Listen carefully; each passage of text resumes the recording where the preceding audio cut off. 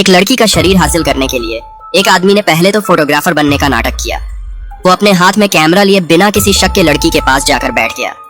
जब लड़की ने उसकी तरफ देखा तो उसने जानबूझकर अपना पानी का ग्लास गिरा दिया ताकि लड़की का ध्यान अपनी तरफ खींच सके। बिना किसी शक के केसी ने तुरंत अपनी तौलियां उस आदमी को दी। इस तरह दोनों के बीच बात शुरू हो गई। आदमी का चेहरा काफी आकर्षक था, इसलिए लड़की जल्दी उसकी पर्सनैलिटी से प्रभावित हो गई। फिर उस आदमी जैक ने तुरंत मौका देखकर अपना अगला चाल चला। उसने बताया कि वो एक मौसम वैज्ञानिक है और कल सुबह एक जंगल के अंदर जलवायु डेटा रिकॉर्ड करने जा रहा है। उसने केसी और उसकी बहन को अपने साथ चलने का निमंत्रण दिया। जैक के खूबसूरत चेहरे का जादू चल गया और केसी ने बिना सोचे समझे उसका निमंत्रण स्वीकार कर लिया, अपनी बहन के मना करने के बावजूद। अगली सुबह केसी की बहन, जो पहले उसके साथ जाना चाहती थी, अचानक से बीमार हो गई। उसने सोचा कि वो उन्हें मुश्किल में डाल देगी, इसलिए उसने केसी को अकेले जैक के साथ जाने दिया। अपनी बहन की सुरक्षा के लिए उसने केसी से कहा कि अपना फोन हमेशा ऑन रखे और लोकेशन शेयर करती रहे ताकि वो उनका लोकेशन ट्रैक कर सके। केसी थोड़ा नर्वस थी, लेकिन उसका मन बना हुआ था, इसलिए उसकी बहन ने और कुछ कहना ठीक नहीं समझा। इस तरह केसी और जैक ने जंगल के अंदर अपने सफर की शुरुआत की। सफर के दौरान दोनों के बीच बातें होती रहीं और जैक की पर्सनालिटी से प्रभावित होकर केसी ने कुछ ही देर में जैक को किस कर दिया। लेकिन फिर भी केसी अपनी बहन को बराबर मैसेज करती रही अपनी सुरक्षा के लिए। लेकिन केसी को यह नहीं पता था कि उसकी मुश्किलें उसी वक्त शुरू हो गई थी जब उसने जैक से पहली बार मुलाकात की थी। एक वक्त पर जब केसी बाथरूम गई थी, जैक ने उसका पानी का बोतल छुपके खोल दिया और उसमें कुछ अजीब सी लिक्विड मिला दी। थोड़ी देर बाद जैक ने केसी को याद दिलाया कि उसके शरीर को पानी की जरूरत है। बिना किसी शक के केसी ने अपना बोतल उठाया और पानी पी गई। लेकिन पानी के अंदर मिले हुए लिक्विड की वजह से केसी को जल्दी ही अजीब सा लगने लगा। उसके हाथ पैर कमजोर पड़ने लगे और दिमाग खाली हो गया। जैक ने अपना प्लान सफल होता देखा और उसने केसी को अपने कंधे पर उठा लिया।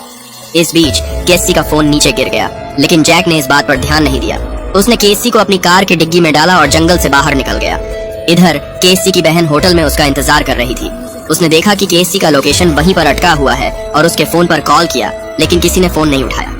बेचैन होकर उसने अपना बैकपैक उठाया और केसी के लोकेशन के पास जांचा लेने का फैसला किया।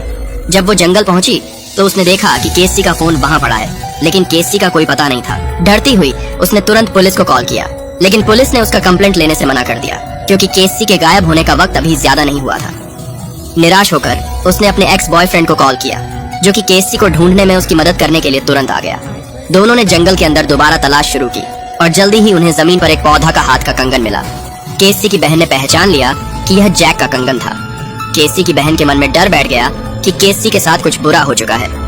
उसने अपने एक्स बॉयफ्रेंड से अपने फोन पर एक मदद का वीडियो बनाने के लिए कहा और उस वीडियो को ऑनलाइन अपलोड किया। वीडियो में उसने केसी के गायब होने के पूरे इंसिडेंट को डिटेल में एक्सप्लेन किया और उसने व्यूअर्स से मदद की अपील की, साथ ही केसी की तस्वीर भी अटैच की। दोनों होटल वापस आए और अगले दिन फिर से तलाश करने की प्लानिंग की। लेकिन होटल के अंदर जाते ही उन्हें मैनेजर ने रोका और कहा कि कोई इंपॉर्टेंट इंसान उनसे मिलना चाहता है। वो समझ नहीं पाए कि क्या हो रहा है, लेकिन क्यूरियोसिटी की वजह से वो मैनेजर के साथ उस इंसान से मिलने चले गए। पता चला कि यह शख्स मेयर है, जो उन्हें यह कहने आया था कि केसी की बहन का वीडियो वायरल हो गया है और इस वजह से शहर में टूरिज्म बिजनेस पर असर पड़ रहा है। मेयर उनसे वीडियो डिलीट करने के लिए कहने आया था ताकि शहर का टूरिज्म बिजनेस वापस ट्रैक पर आ सके। केसी की बहन ने मेयर की बातें सुनकर गुस्से में आ गई, क्योंकि मेयर को सिर्फ अपनी इकोनॉमी की चिंता थी, किसी के जान की नहीं। गुस्से में उसने तुरंत वहां से निकलने का फैसला किया। उसने अपने एक्स बॉयफ्रेंड से कहा कि मेयर की बात को रिकॉर्ड करे और उसे भी ऑनलाइन डाल दे ताकि लोगों को पता चले कि मेयर कितना सेल्फ सेंटर्ड है। अगली सुबह जब वो केसी को तलाश करके होटल वापस आए तो उनका रूम चोरी की तरह बिखरा हुआ था। डर कर उन्होंने मैनेजर से बात की, लेकिन मैनेजर ने उनका सामान निकाल दिया। पता चला कि होटल स्टाफ ने जानबूझकर उनका रूम ऐसा किया ताकि उन्हें होटल से निकाल दिया जाए, क्योंकि उनकी वजह से होटल के बिजनेस पर असर पड़ रहा था। बेचारी और कुछ नहीं कर पाए और होटल छोड़कर चले गए। इस दौरान केसी अपने किडनैपिंग के तीसरे दिन को गिनती रही थी। उसके किडनैपर्स उसका शोषण कर रहे थे और केसी अब और यह सब सहन नहीं कर पा रही थी। जब उसका किडनैपर सामान लेने के लिए बाहर गया, केसी ने अपना बदन खिसकाकर बेड को दीवार के पास कर दिया। फिर उसने अपने हाथ से एक खिड़की खोल दी और जोर जोर से चिल्लाने लगी, इस उम्मीद में कि कोई उसकी आवाज सुन ले। भगवान ने उसकी सुन ली और एक फोटोग्राफर जो पहाड़ पर था उसकी आवाज सुनकर वहां आ गया। उसने केसी को देखा और तुरंत उसके हाथ पर बंधी रस्सी काट दी, लेकिन जैसे ही दोनों भागने लगे, किडनैपर वापस आ गया।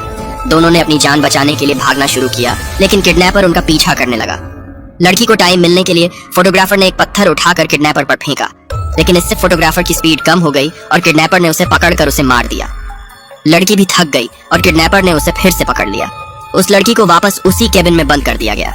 इसी बीच केसी की बहन को एक कॉल आया जिसमें किसी ने उससे कहा कि उसका पता है कि केसी कहाँ है। बिना सोचे समझे उसने उस लड़की के साथ उस जगह पर जाने का फैसला किया, लेकिन पता चला कि उस लड़की ने उसे धोखा दिया और वो उसके किडनैपर के साथ मिली हुई थी। केसी की बहन को भी पकड़कर बंद कर दिया गया। केसी अपनी बहन को देखकर बहुत गिल्ट में आ गई, क्योंकि उसने सोचा कि अगर उसकी बहन उसकी फिक्र ना करती तो यह सब नहीं होता और